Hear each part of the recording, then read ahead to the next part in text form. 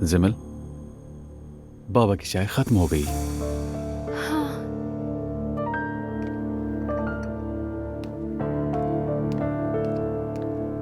नमान, अपनी बहन को कॉल करो।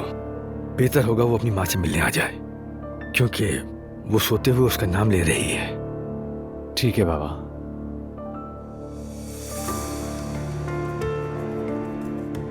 नहीं उठा रही है। तुम उसे बार बार कॉल करते रहना, समझे?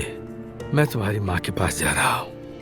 वैसे उसके पास एक डॉक्टर भी है, लेकिन मेरा वहां रहना जरूरी है। ठीक है बाबा।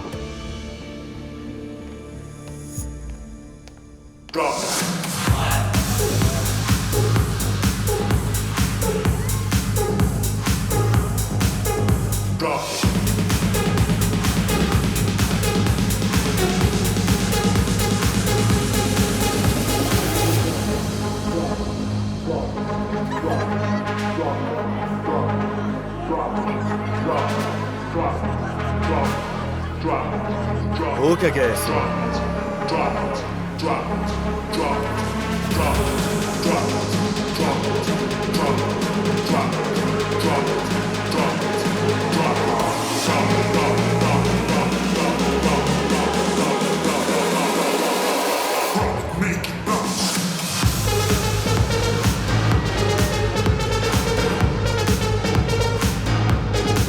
चलो बस बहुत हो गया रो, चलो नीचे आ जाओ।